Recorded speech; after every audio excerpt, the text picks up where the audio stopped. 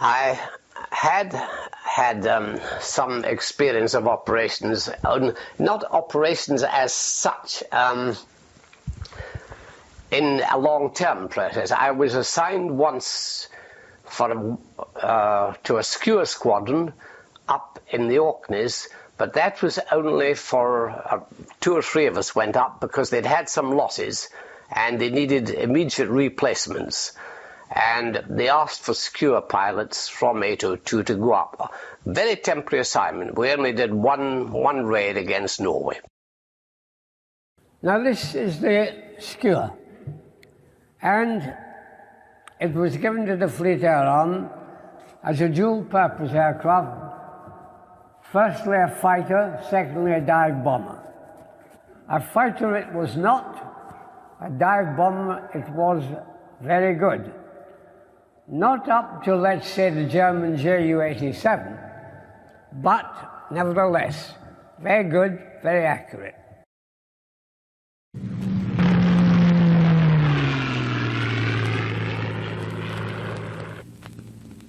Problems of space and storage once forced the Fleet Air Arm to use biplanes. Then came Blackburn's answer, the Skua, a monoplane with folding wings, undercarriage folding into those wings, with wing flaps as dive brakes. The Skua was something new in the Fleet Air Arm, for she was the Navy's first dive bomber and the first monoplane to be flown from a British aircraft carrier. The Skua has sometimes been used as a fighter. Nowadays, she's a trainer.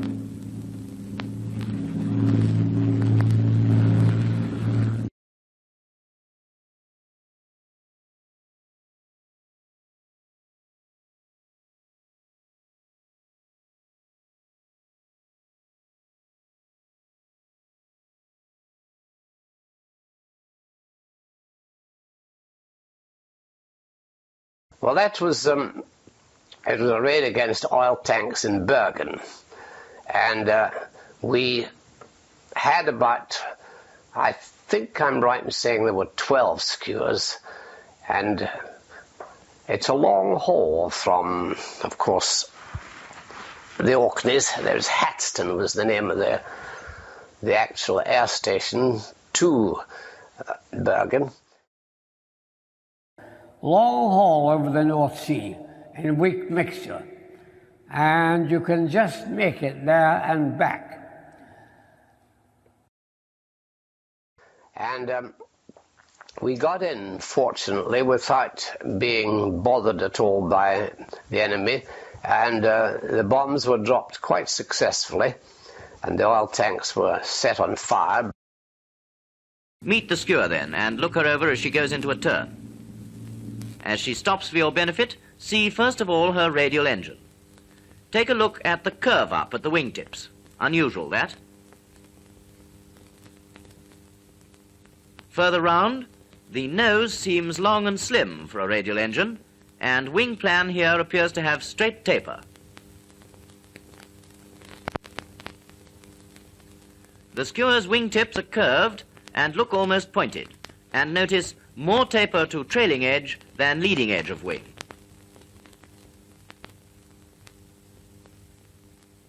Here's another unusual feature, that the fin and rudder is placed well forward of the tailplane.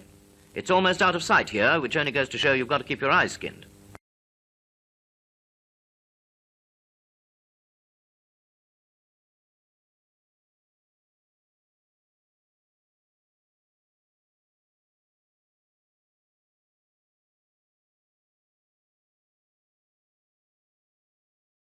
When we got there, all clear, we went up to 7,000 feet, dive bombed very successfully, when a clutch of 109 Fs arrived, Messerschmitt 109 Fs, and they set about us. They took their toll. I think we lost 3 or 4 of the aircraft, and of course if you're damaged, if your aircraft's damaged or anything, you've a very long haul back to the Orkneys, because we were at maximum range at that time. Now let's slow down and study the side view of the Skua with the aid of diagrams. First, the long nose, blunted by a radial engine. Long cockpit of unusual shape, might almost be that saloon car you've laid up for the duration. And the Skua's most outstanding feature, a tall fin and rudder set well forward. And here's another interesting point, the large anti-spin fairing.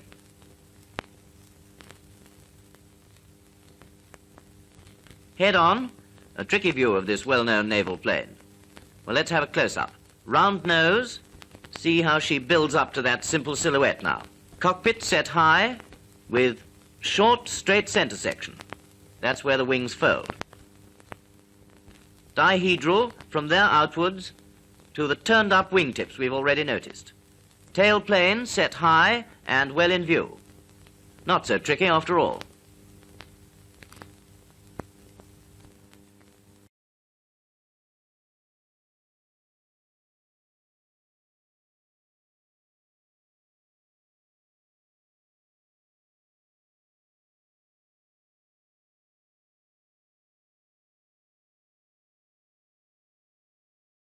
Certainly, there was a hairy period when my own self, I was chased up one of the fjords by 109, and I had to get down to very, very low level to avoid and to keep close to the fjord wall to try and minimize his chances of attack.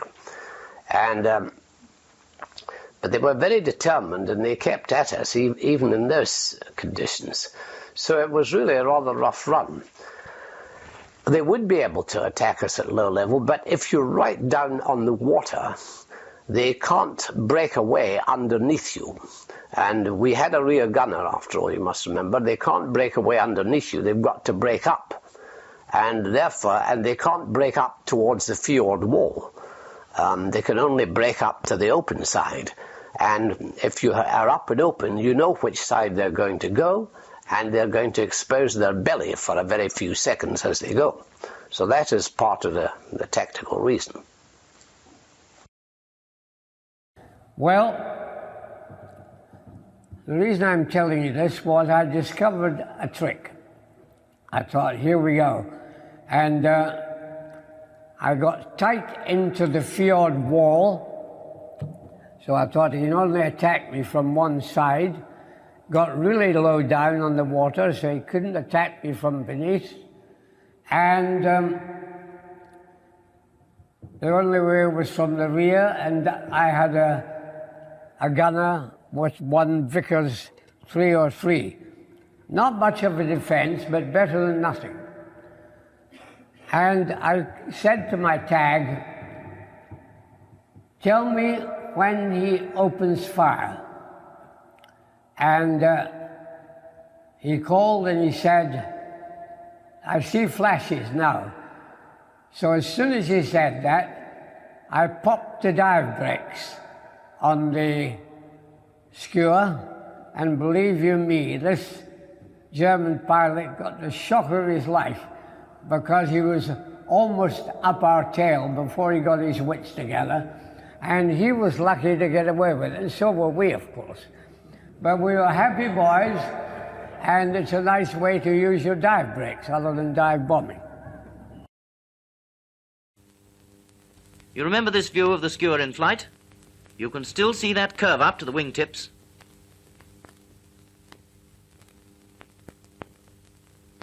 Further round, notice how the nose seems long and slim for a radial engine job, and that unusual cockpit begins to show up. She's got plenty of character, has the Skua. Wings appear to have straight taper, but in fact, there's a short, straight center section. Remember? And tips curved, but appear almost pointed from some angles. You can see the rest of that cockpit curving down into the fuselage.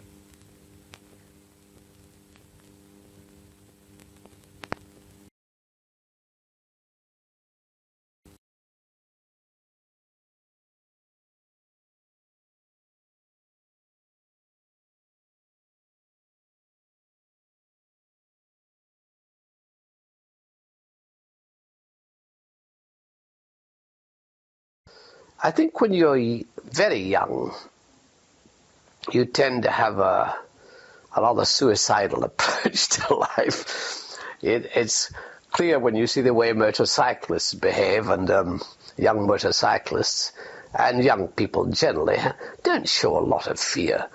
I think this is possibly because it's lack of imagination. As you get older, of course, I think your attitude changes and life becomes slightly more precious, and your experience makes you realize that you have to weigh up the odds a bit more carefully. When you're young, you don't think of any odds at all. You just think you're the one that's going to make it. You never think of yourself as going to be killed. People were almost, should we say, had an almost kamikaze attitude to getting on with the fight. I never saw anybody show the slightest reluctance to get involved at all. When you were actually doing something as opposed to sitting around waiting for it to happen, I think everybody's spirits rose enormously. And the ground crew, if we call them that, the maintenance personnel, were great chaps. They were terribly joyous about the whole thing, because there was a bit of rivalry going on, whether it was the aircraft the section that you serviced who were in action or the other side. And I think probably a lot of bets changed hands amongst the ground crew, this sort of thing. But when one came back, the ground crew went mad with joy, and there really was a tremendous camaraderie between the pilots and the servicing personnel.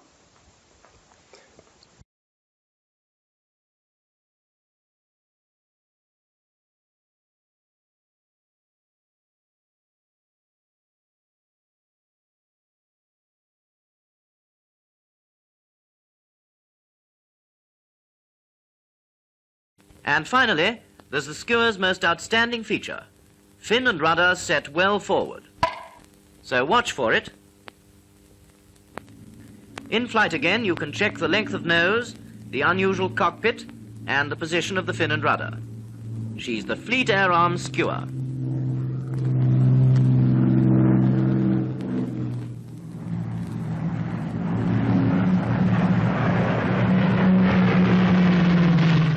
Flying directly overhead, the Skua brings to life the well-known plan view silhouette.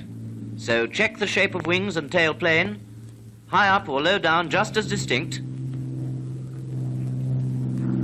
And that long nose too.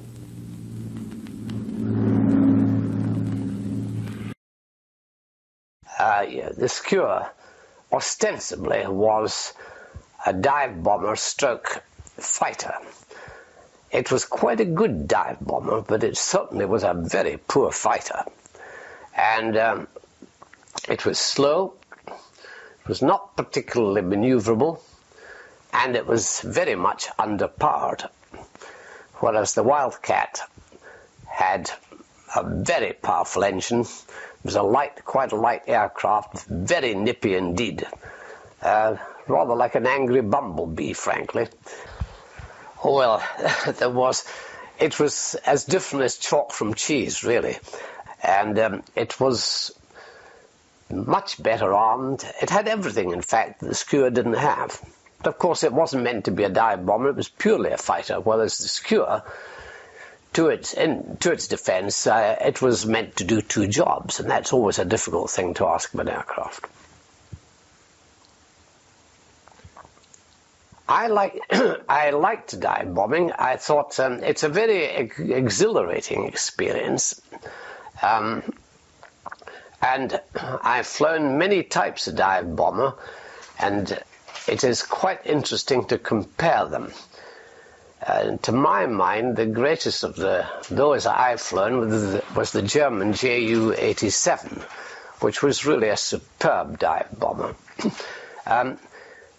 All the others could dive at angles, pretty steep angles, probably up to 60 degrees, some of them maybe even up to 70 degrees.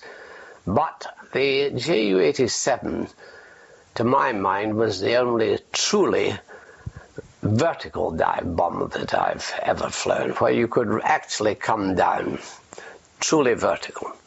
And of course, it's an incredible sensation when you are diving totally vertically, because you feel, in fact, you are over the vertical. You always get that impression as a pilot that you've actually exceeded the vertical.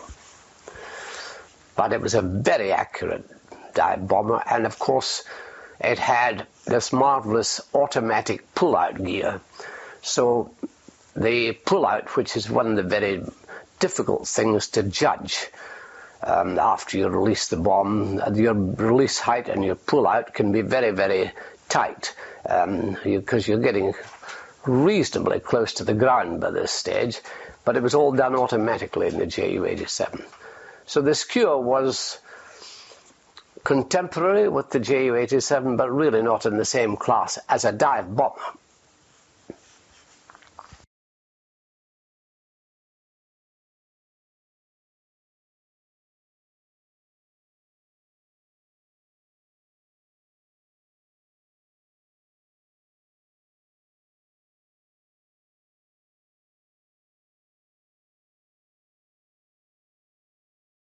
There's that tail unit again. It's the Skua, all right.